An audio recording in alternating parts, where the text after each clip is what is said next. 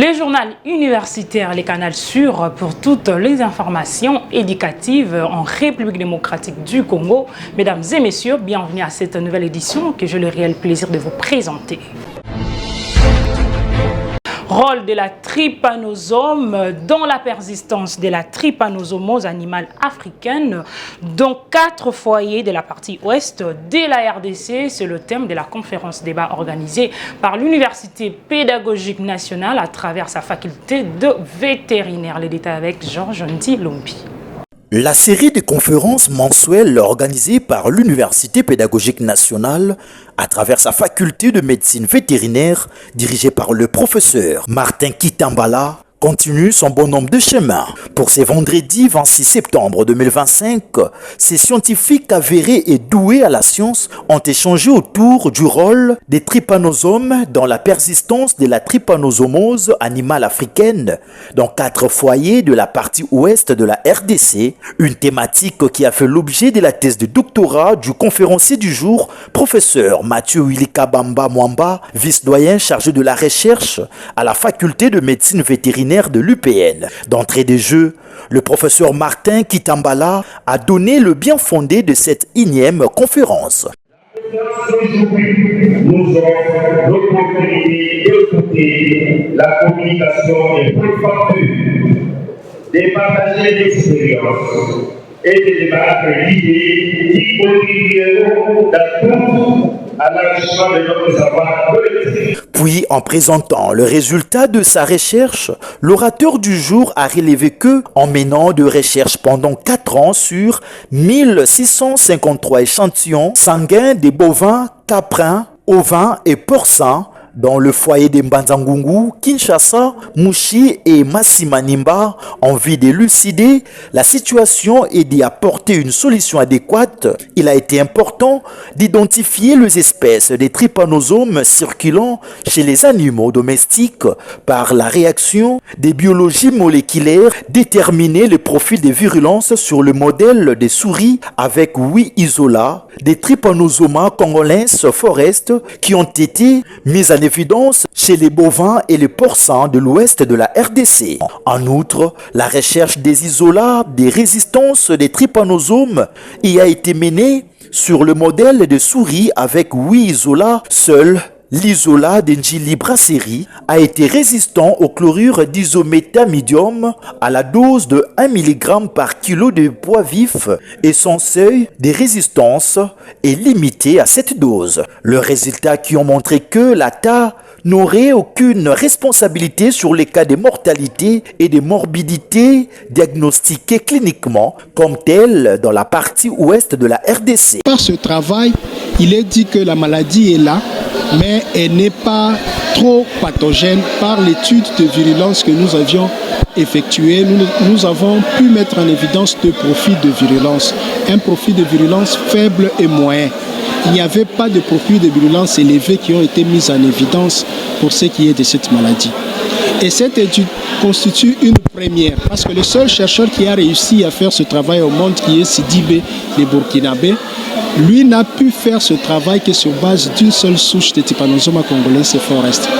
Mais avec ce travail, nous avons pu obtenir 8 souches qui nous ont permis de mettre en évidence une diversité phénotypique de Trypanosoma congolense forest, qui est une première au monde. Nous avons pu aussi mettre en évidence des souches de résistance au trypanosome en République démocratique du Congo, faisant ainsi de la RDC le 22e pays de l'Afrique subsaharienne où les cas de trypanorésistance ont été prouvés. En tant que chercheur, j'ai dû publier cet ouvrage que j'ai mis à la disposition de la communauté. Il appartient à l'État de se saisir de ce travail pour pouvoir faire la sensibilisation auprès de la communauté congolaise. Ces moments riches en couleurs s'est achevé par le jeu de questions et réponses entre le participant et le conférencier du jour dans une ambiance bon enfant. Parlons du premier tour du concours d'admission des anciens étudiants n'ayant pas obtenu moins de 60% à l'examen d'État. Une preuve organisée le dimanche dernier autour de thématiques liées au français, la culture générale et le mathématique. À suivre. Après la clôture de l'année académique 2024-2025 à l'Université pédagogique nationale, l'heure est maintenant aux inscriptions et les concours d'admission en faveur des anciens et nouveaux diplômés d'État n'ayant pas obtenu au moins 60%. À ce premier tour, organisé les dimanches 28 septembre 2025, les candidats ont été face aux items de français, mathématiques, de la culture générale, questions en vue de répondre favorablement aux différentes questions posées et réussir à ces tests pour intégrer la communauté upénienne en qualité d'étudiants. En toute quiétude et en présence d'un bon nombre de surveillants placés à cette occasion, ces futurs étudiants ont donné le meilleur d'eux-mêmes pour cet exercice d'une importance capitale, celle de jauger leur niveau intellectuel, d'identifier le plus motivé et le mieux préparé pour suivre le programme académique. Très émus du déroulement et de l'organisation de cette épreuve, quelques candidats ont exprimé leur satisfaction d'intégrer l'UPN tout en restant rassurant pour la suite. Ouais, le test était vraiment abordable. Les questions étaient basiques, je peux dire. Donc c'est des questions un peu faciles. Du côté français, il y avait l'analyse et puis quelques trucs de conjugaison et le grammaire. Ouais, par rapport à l'emplacement, déjà, on était bien placés. Il y avait 2 personnes par banc et les surveillants étaient bienveillants. Donc tout s'est bien passé, je peux dire. Il y avait la culture générale, il y avait aussi la mathématique bien sûr et le français. Donc déjà que je vais faire le droit, donc je suis très fort en français. Et l'UPEN, c'est l'une des très grandes universités au Congo. Donc voilà pourquoi je choisis l'UPEN. Notez que le prochain tour est prévu pour le 12 octobre 2025. L'Université technologique Bel Campus ouvre ses portes pour inscrire les nouveaux étudiants pour l'année académique 2025-2026 dans toutes les facultés qu'elle organise. Suivez. Voulez-vous poursuivre vos études universitaires après l'obtention de votre diplôme d'État? Venez, je vous fais visiter l'Université technologique Bel Campus. Bienvenue à l'Université technologique Bel Campus. Elle est située au numéro 17 de la 8e rue, quartier industriel, dans la commune de Limete, province de Kinshasa, en RDC. Cette institution privée d'utilité publique a su se faire une place de choix grâce à la qualité de ses formations et à son engagement en faveur de l'excellence académique. Reconnue officiellement par le décret présidentiel numéro 06/0106 du 12 juin 2006, Bel Campus a su, au fil des années, adapter son offre de formation aux besoins du marché et aux attentes des étudiants. Elle organise donc une large gamme de formations dans des domaines tels que médecine humaine, la faculté de droit, filière, droit privé et judiciaire, droit économique et social, droit public, faculté des sciences économiques et de gestion, département de sciences de gestion, gestion financière, gestion marketing, gestion bancaire, microfinance et assurance, département de sciences économiques, économie monétaire et financière, économie rurale, économie publique, faculté des sciences informatiques, filière, informatique de gestion, informatique industrielle, réseau informatique et télécommunications, conception, faculté de l'agronomie, foresterie et sciences de l'environnement. Eh oui, Bel Campus vous offre une nouvelle faculté, la faculté des sciences de la santé, filière, sciences infirmières, imagerie médicale, biologie médicale laboratoire, sage-femme, gestion des organisations de santé. Bel Campus met tout en œuvre pour offrir à ses étudiants un environnement d'apprentissage stimulant et propice à la réussite. Les infrastructures modernes, les laboratoires équipés et les enseignants qualifiés contribuent à faire de cette université un lieu d'excellence. En choisissant l'UTBC, vous optez pour une université reconnue pour son sérieux, son engagement et son dynamisme. Alors, rejoignez une communauté d'étudiants motivés et ambitieux, prêts à relever le défi de demain. Nous vous invitons à venir vous inscrire à l'Université technologique Bel Campus pour une formation de qualité. Car l'avenir c'est nous et l'avenir se prépare maintenant. L'Université technologique Bel Campus, carrefour du savoir, école de l'excellence. Poursuivons cette édition par ces communiqués qui nous parvient de l'Académie des Beaux-Arts de Kinshasa. Suivez.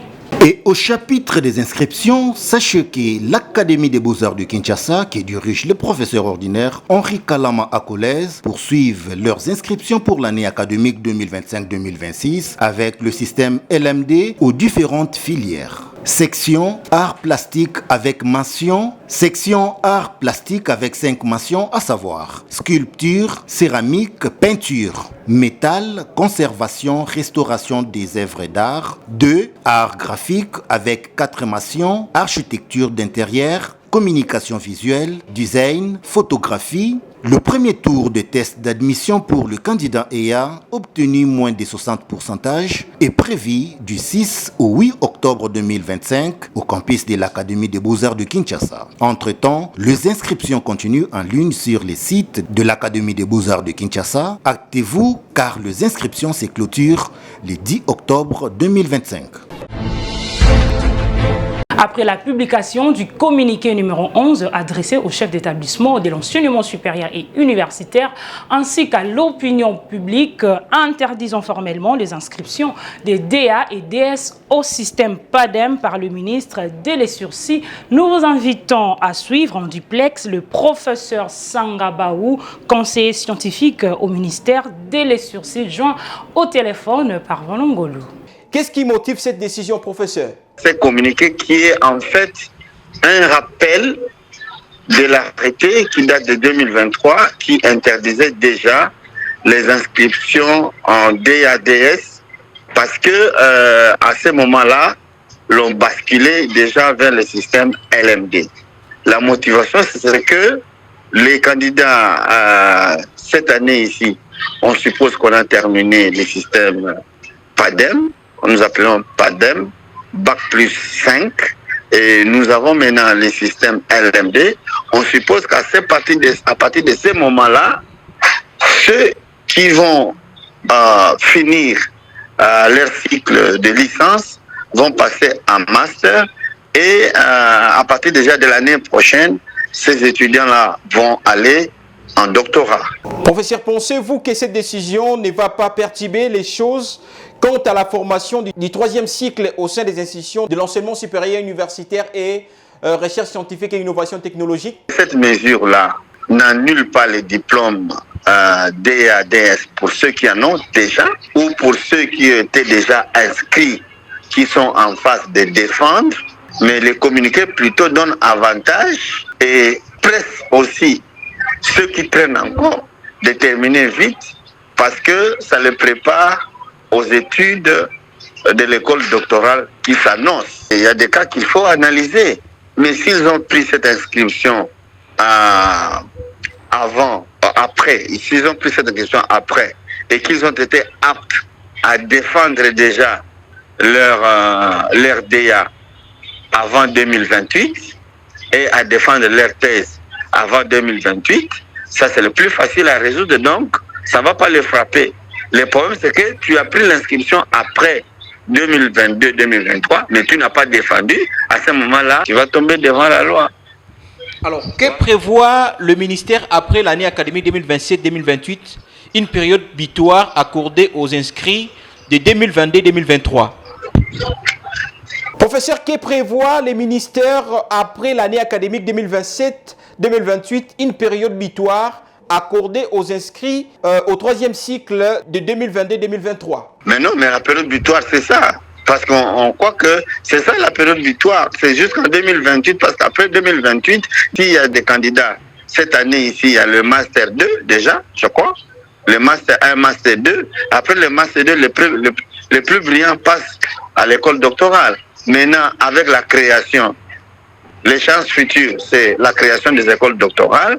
Et ces écoles doctorales vont recevoir ceux qui ont fait le système LMD à l'école doctorale et ceux qui ont fait l'ancien système et qui passeront par la passerelle pour embrasser les études à l'école doctorale. Est-ce qu'il y a des mesures contraignantes pour les établissements qui ne vont pas respecter cette décision à votre niveau? Si vous allez au-delà de la loi, qui va signer votre diplôme? Donc, les mesures contraignantes viennent avec la mesure elle-même. Parce que si vous faites votre chose au-delà du délai accordé vous aurez besoin d'un diplôme. Mais l'autorité va dire, bon, je ne connais pas ce diplôme-là, tu vas t'en prendre à toi-même. Il n'y a pas une mesure pour arrêter quelqu'un. Hein? Bon, l'enseignement supérieur universitaire, ce n'est pas les cours et tribunaux, c'est pas la justice ordinaire. Mais là, c'est le respect des textes.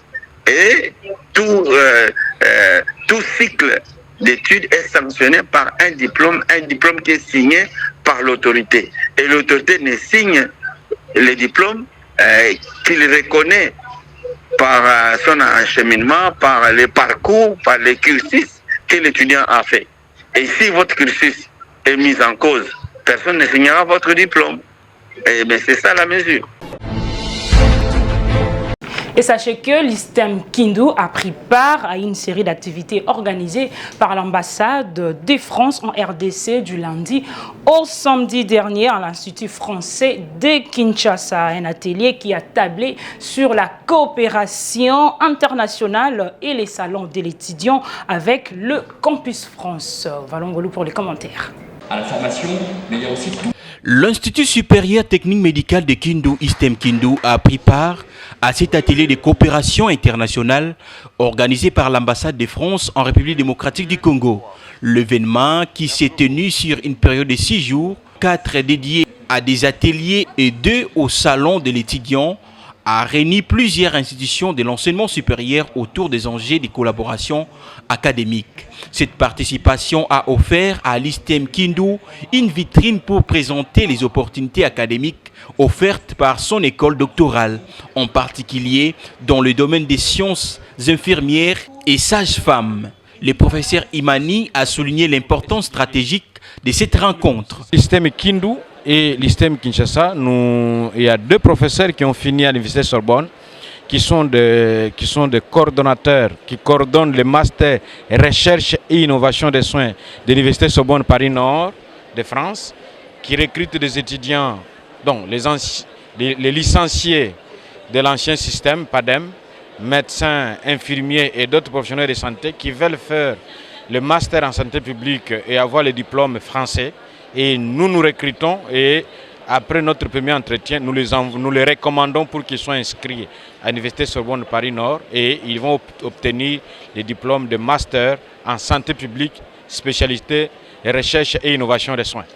De son côté, le professeur Simon Dekapa a mis en lumière les avancées rendues possibles grâce au partenariat entre l'ISTEM Kindu et l'Université Sorbonne Paris Nord.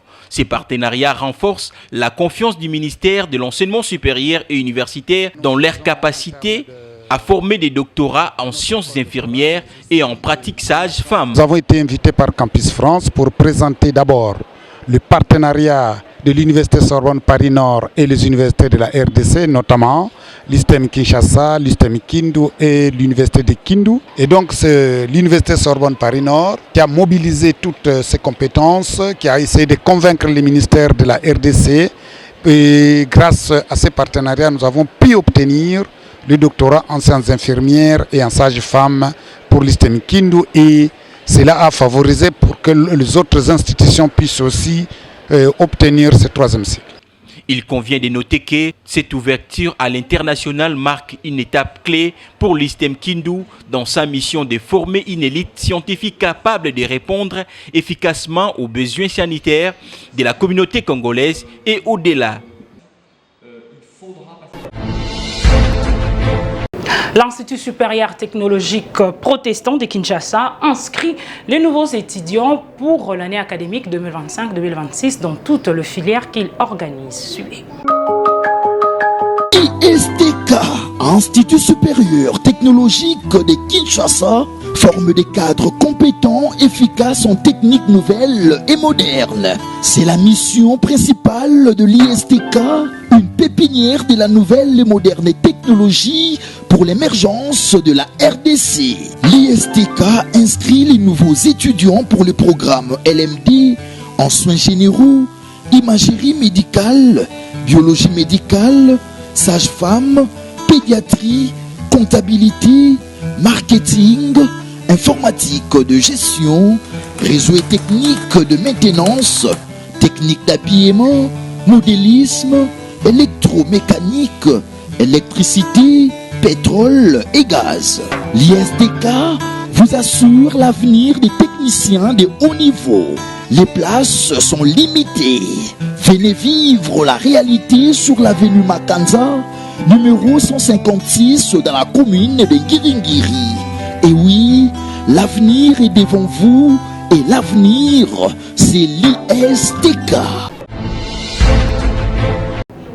Dans un autre chapitre, l'ASBEL dénommé Union de jeunes pour le progrès des actions concrètes en collaboration avec l'école de parole ont organisé une conférence débat avec comme thème éveiller, éduquer et impacter la jeunesse face à ses responsabilités. Une activité qui a poursuivi comme objectif de sensibiliser la jeunesse congolaise sur la prise de conscience et la participation au développement intégral de la RDC. Plusieurs étudiants issus de différents établissements de l'ESU de Kinshasa ainsi que de nombreux jeunes ont pris part à cette conférence débat organisée par l'ASBEL dénommée Union des jeunes pour le progrès des actions concrètes en collaboration avec l'école des paroles autour du thème éveiller, éduquer et imparter la jeunesse congolaise face à ses responsabilités. 3 sous-thèmes étaient au rendez-vous, à savoir éduquer la jeunesse congolaise face à ses responsabilités abordées par camarade Trésor Polo et qui a appelé le participant à la prise de conscience, la capacité à apprendre de bonnes décisions et la volonté de passer à l'action. De son côté, Maître Max Mbaya a parlé de l'éveil des consciences de la jeunesse en martelant sur l'importance d'une jeunesse lucide, engagée et consciente des enjeux de son époque.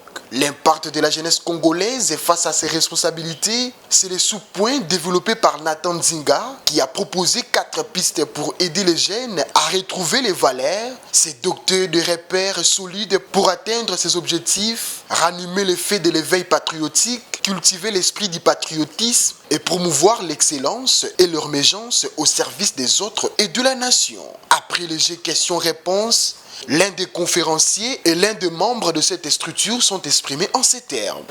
La conférence d'aujourd'hui était pour réveiller la conscience des jeunes parce qu'il y a plusieurs jeunes qui s'égarent dans des choses frivoles, dans des futilités. Beaucoup de jeunes sont pétris des valeurs, ils ont des valeurs républicaines. Il manque juste la prise de conscience, raison pour laquelle plusieurs de nos jeunes filles comme jeunes garçons ils s'égarent dans des futilités inutiles. Nous, la jeunesse de la République démocratique du Congo, nous sommes prêts pour tout. Nous soutenons la vision du chef de l'État, la vision de Madame la ministre de la Jeunesse. Soyons de cette génération qui ne se contente pas d'un acquis, mais qui vise l'excellence et l'innovation. Pour la mission et les objectifs de la dite structure ont été présentés aux participants par les organisateurs. L'Institut supérieur technologique protestant de Kinshasa inscrit les nouveaux étudiants pour l'année académique 2025-2026 dans toutes les filières qu'il organise.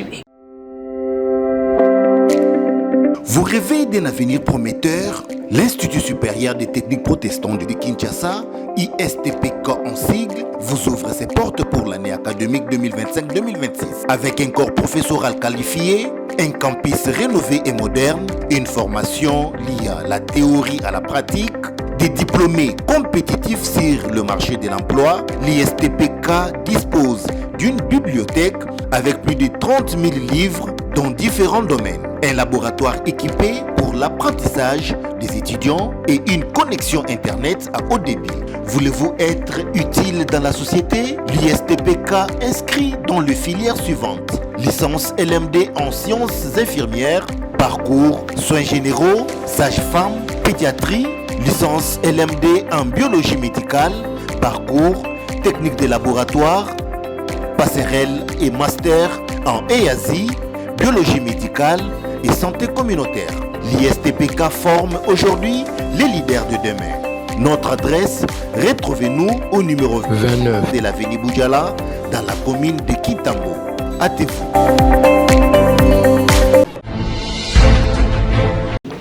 parlons du salon d'échange dénommé Koyeko la Kopona, organisé par Delonix Fondation que dirige Exaucé Angelo, axé sur les thèmes conflit entre cœur, regard des autres et voix de la vérité. La cérémonie a eu lieu dans la salle Alliance franco-congolaise de Lemba sous-région. Suivez.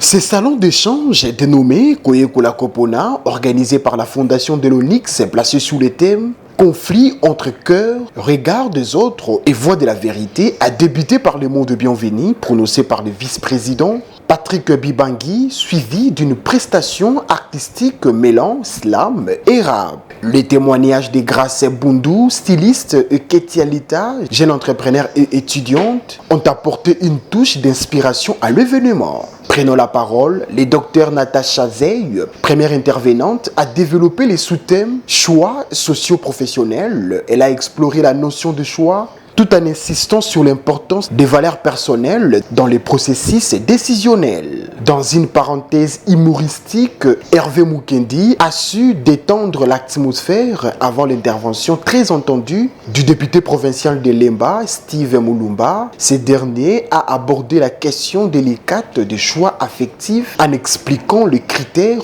et le préalable nécessaires pour faire des choix éclairés dans les relations. Content de ce que les jeunes épris de talent comme Delonix nous ont invités à pouvoir partager un grand thème qui parle des choix. Tous ceux qui ne se sont pas encore engagés, de pouvoir tenir compte de cela avant de pouvoir s'engager dans une relation amoureuse, parce que le mariage, ce n'est pas une affaire de petites personnes. Le mariage, c'est un contrat pour lequel on entre pour ne pas revenir. S'en est suivi une série de questions-réponses entre le public et les intervenants, motif de joie pour le président de la Fondation Delonix, qui est revenu sur l'essence de cette activité. Cette activité, c'est justement, dans notre optique des choses, aider les jeunes à faire entendre leur voix, aider les jeunes à se libérer et à les confronter à des personnes repères. Le message fort que je vais lancer, vous savez, notre vision, c'est d'accompagner chaque jeune. Parce que nous croyons que les changements commencent par une personne et que dans chaque personne, il y a des potentiels et talents. Mais pour pouvoir exprimer ça, nous avons besoin des moyens. Pour organiser des activités, nous avons besoin des moyens pour pouvoir aller encore plus loin. Alors par là, je fais appel à toute personne de bon cœur, aux autorités, à toute personne députée, vous êtes ministre ou quoi que ce soit, ou peu importe qui vous soyez, si vous voulez accompagner cette œuvre, nous sommes là ouverts. Notons que ces salons s'est terminé dans une ambiance bon enfant. C'est ici que s'achève complètement cette grande édition du journal universitaire. Si cela vous a plu, dites un grand merci à Neno Mbenga qui était derrière la caméra, réalisé par le docteur Emmanuel Lema, assisté par Ruth Kembi, Baelongandi Bénédicte et Stéphane Pepou, toujours sur la coordination de l'honorable André Mouchongo Machara. Quant à moi, chers téléspectateurs, je vous dis au revoir.